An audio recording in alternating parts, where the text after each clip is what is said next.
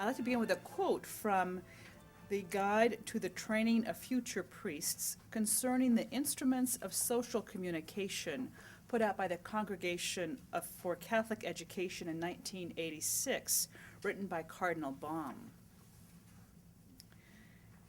He wrote, "As an antidote to wasting time, sometimes even alienating indulgence in superficial media programs, students should be guided to the love and practice of reading, study, silence, and meditation.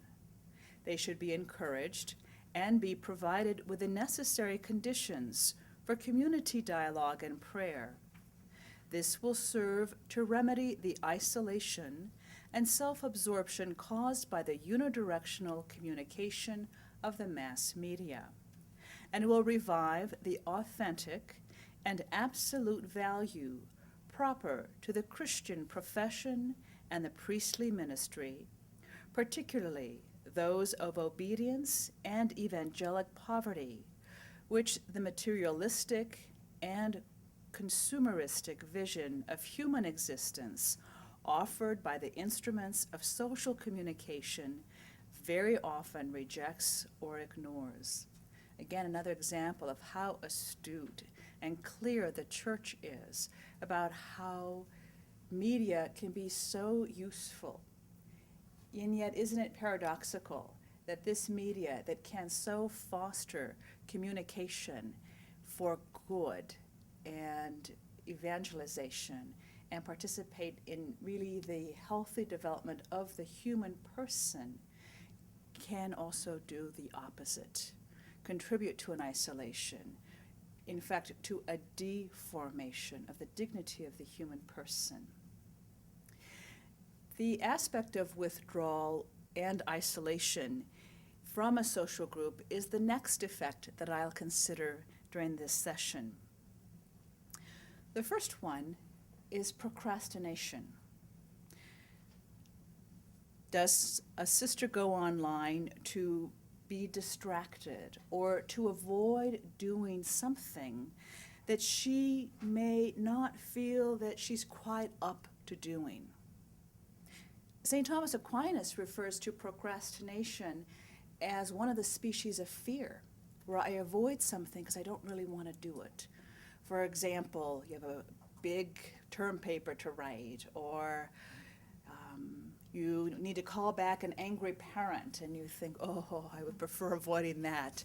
Let me go online and see if I have an email to answer, or something like that. So we can all relate to procrastination as something to avoid, something that's a little anxiety-provoking. If we allow ourselves to continue to insert substitutions for some things that we don't necessarily feel up to doing, or maybe don't necessarily want to do, then we can unwittingly fall into a habit of avoidance or procrastination, or delaying that which needs to get done in a timely manner. But humanly, as I consider this as a psychiatrist, maybe not looking at what it is that's bothering me, and maybe addressing my anxiety in a more fruitful way. Why am I anxious? What can I do to allow myself to be freer to engage in something that maybe I pull back from? And so I think we can also fall into a habit of procrastination, no longer related to a discomfort. It becomes a habitual substitution. And I think that's something that we need to really look at with regards to online accessibility. I spoke yesterday of how accessible this media is and how it doesn't cost anything, at least monetarily, but yet it could cost us time. How much time can be spent that could have been spent beginning to grade those papers that I may not like to do, or writing a newsletter, or whatever it is that's actually ours to do during the course of time of our apostolic duty. So if I'm beginning to substitute something that is a bit more pleasurable, something that might be more interesting, such as emailing friends or family outside of the community, what can happen is some of the little irritations that I have with another sister in the community don't get addressed. So I begin to procrastinate maybe attending to it, and then it just kind of sits there. And then the next time that I engage with this sister, the unresolved memory of that little irritation comes to the fore, not to really bring up the disturbance, but it's a psyche's way of saying, wait a minute, this is not resolved. Let me bring it up so you can address it. But if we don't take the time to become aware of what's stirring within, then it just becomes another little emotional stir, and then we begin to relate to that sister maybe with a tinge of this memory of an irritation that wasn't attended to. And what happens? We add a little bit of that to our present encounter. And subtly, I may become unwittingly a bit more withdrawn from that sister, because I already am allowing a coloring of how I feel to affect my present engagement with her. And I think this can be not an intentional effect, but can be an actual effect over time with those sisters that we actually live with, if we're not really careful. So if I don't address some of these hurts within the community that often are not that significant, sometimes can be more significant, but we don't even address the less significant ones, so they become as significant in my effect of avoidance of this sister or lack of being open to her. And yet I'm then emailing these persons in the apostolate or family, and I'm inclined to write a little affirmative statement, my regards to you, or I'm praying for you, or they may be sending something like that to me. So if you remember yesterday, I spoke of email has a way of capturing these little bursts of human currency called attention. And if I attach little positive statements, little closing remarks, or little opening positive greetings, I may begin to falsely think that I have more positive relationships with these persons that I'm relating to on email than I actually am with those that I'm living with in reality. And so my feeling begins to move my action when it's not actually true. And so the executive function of our intellect that Sister Mary Prudence so beautifully spoke of yesterday becomes less active, and I let my passions or my emotions, which have a powerful movement, don't they? I can say that I love someone, and that can really move me, but sometimes it doesn't have a powerful movement of itself. But if I'm angry with someone or I'm afraid, that emotion has a weight that moves my action. And if I begin to feel better or feel like these people out there like me better, then that's going to move my action, maybe to a lower level of functioning. And that's what's being described by this untoward behavioral effect of online relationships. Now, that's not the only thing we can do with these. Again, I'm not saying that this is across the board, but it is an effect that is being observed that I think unless we take time to ponder and pray about, we can all fall into. And it's not just with media. We can do that with one another even before this media. But I think this media becomes more an occasion to fall into that because of the little burst of contact that are part of how it works. They're not going to be extended means of ongoing dialogue in this media. So at its extreme, what ends up happening is that I begin to feel more gratified or more pleasurable attention that is much more immediately available to me in these emails or in these social networking sites. And that I communicate more to persons that I actually do not live with, and sometimes do not even actually know. And that this lack of engagement with my community and the sisters that I'm side by side with, sometimes rub by rub with, ends up giving me the false impression of a lack of belonging. And so I begin to be less committed to engaging in where I truly belong. And that can break down that aspect of a spirituality of communion.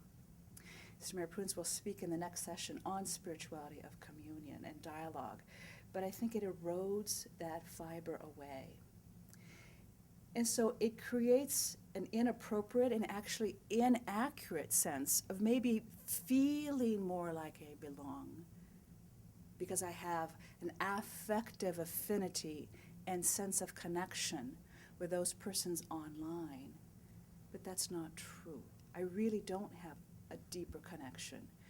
Feelings aren't facts. Just because I feel like a failure doesn't mean that I am a failure. But I think we fall into making feelings facts, which is a major cognitive distortion. So a sister may not even avoid just conflicts in community. She may unwittingly then isolate herself from true blessings of the community because of that decreased sense of belonging. It can be a celebration, but if she's already withdrawn emotionally and is less invested maybe in preparing for community activity, there's somehow that she prevents herself from really receiving a fullness of a blessing of the true belonging that is hers. The more that I communicate with persons I don't actually live with or work with, the more that I can withdraw, and at the same time then that inauthentic sense of participation begins to evolve. And I think that Pope John Paul II, in his book, The Acting Person, spoke of non-authentic ways of participation. And he spoke of a very dangerous means of non-participation is conformism, where externally I may be doing all the right things, but internally my heart is not in it.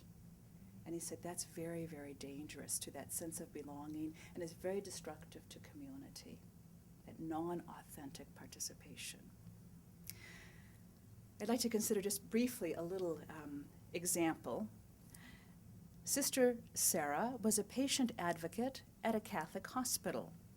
She was not responding to messages or complaints. She was missing meetings.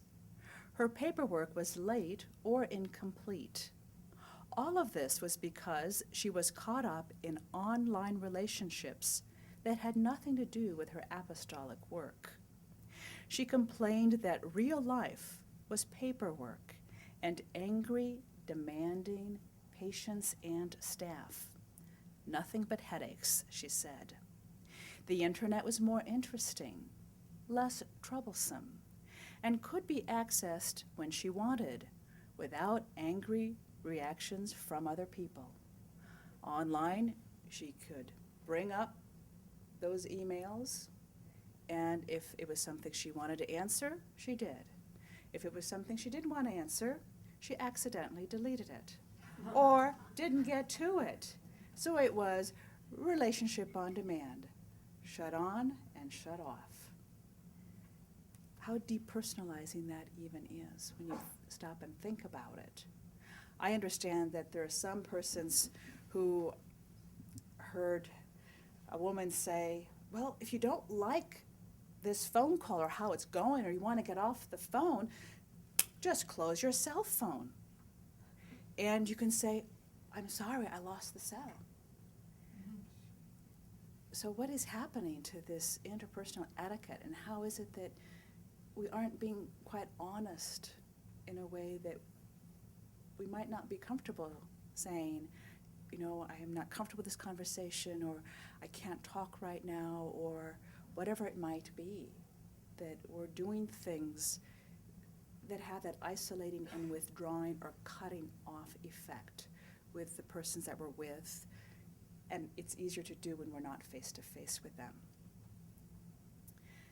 So in closing, I'd like to read just briefly from Fraternal Life and Community. This is from paragraph 26. Ours is a time for edification and constant building. It is always possible to improve and to walk together towards a community that is able to live in forgiveness and love. Communities cannot avoid all conflicts. The unity which they must build is a unity established at the price of reconciliation. Imperfection in communities ought not to discourage us. So this is part of humanity. It's this side of heaven.